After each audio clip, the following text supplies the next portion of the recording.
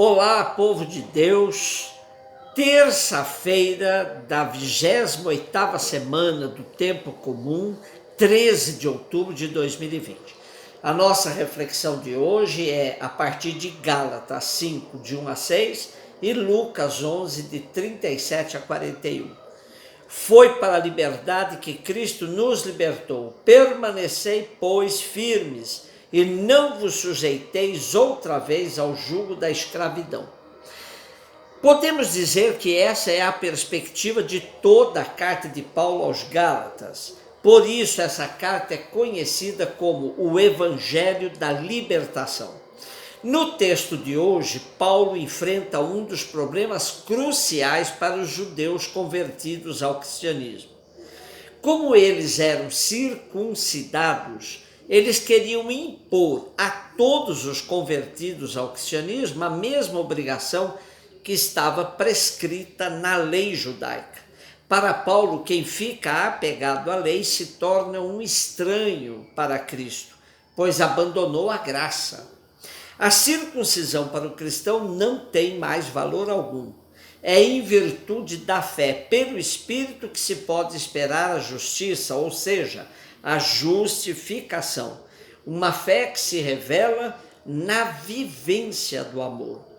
A doutrina da justificação foi um dos pontos principais de divisão entre católicos e a Igreja Reformada do século XVI.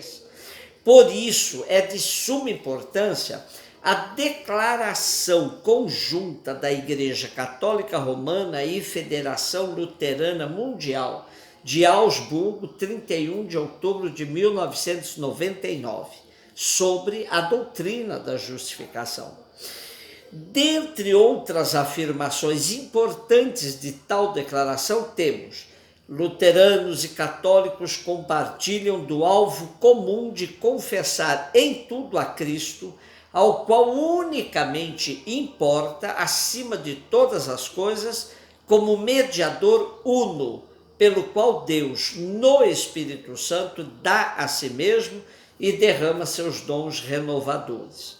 Na perspectiva da liberdade falada por Paulo aos Gálatas, a declaração conjunta diz: confessamos juntos que o ser humano, no concernente à sua salvação, depende completamente da graça salvadora de Deus.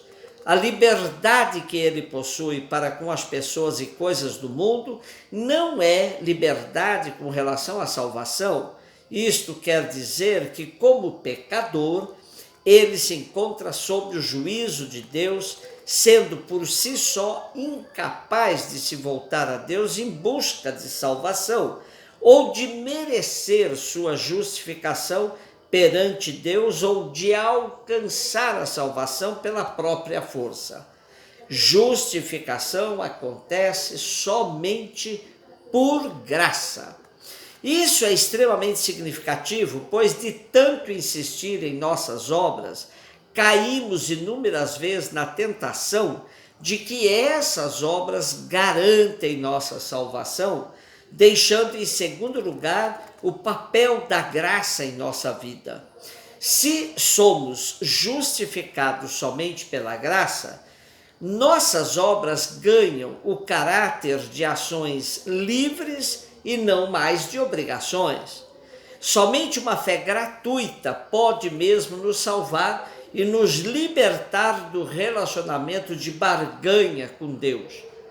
Devo ser bom e praticar o bem porque Deus me pôs no mundo para isso, e não para garantir minha justificação, pois essa é graça de Deus e a graça de Deus é verdadeiramente gratuita.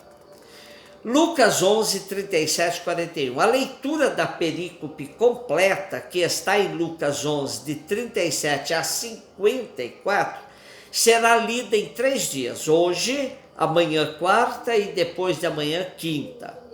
Hoje temos a primeira parte, onde Jesus faz uma crítica severa aos fariseus e lhes indica que a prática da caridade é superior ao cumprimento da lei.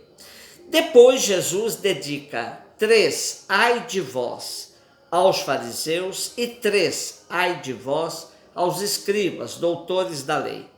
O pequeno trecho deixa claro a crítica de Jesus ao comportamento dúbio, ambíguo, daqueles que filtram suas atitudes, o que querem pregar e viver e o que não lhes interessa pôr em prática.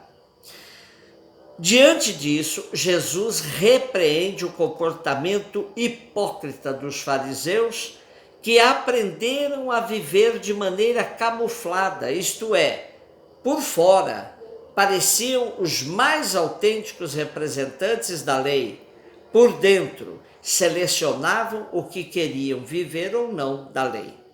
A Bíblia de tradução ecumênica acentua que para Lucas, Jesus opõe a religião exterior e formalista dos fariseus à religião interior do coração, que é para ele a exigência de Deus.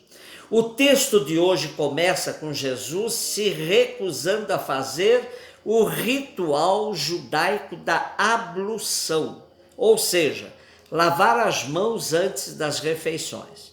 Para nós pode parecer estranho, pois esse é de fato um gesto necessário. Porém, para os fariseus, isso significa não uma questão de higiene, mas uma obrigação legal. Esse debate de Jesus com os grandes da religião judaica nos leva a refletir sobre a função da religião na vida da humanidade. Primeiro, é importante distinguir fé de religião, pois se uma é fruto de convicção, a outra é prática, que pode ou não reforçar tal convicção. A fé não se reduz a um exercício da razão, mas supõe a razão. Religião pode sobreviver sem a razão, pode ser expressão de sentimento, de emoções. Quando dizemos que é preciso passar da fé em Jesus para a fé de Jesus, estamos querendo dizer a necessidade da purificação da fé, pois com o passar do tempo ela pode ir se enchendo de penduricalhos e ter ofuscado o seu núcleo essencial. Como nos fala o exegeta português Fernando Fonseca, tanto a primeira leitura como o Evangelho nos dizem que a única coisa verdadeiramente importante é apoiar-se em Jesus pela fé. A fonte da caridade não está em nós, mas em Jesus, fonte da vida, do bem, da caridade que nos arranca do egoísmo e nos leva a dar-nos aos outros, purificados pelo amor. A verdadeira pureza de coração não vem de ritos exteriores, mas da união a Cristo e da vivência da fé e da caridade.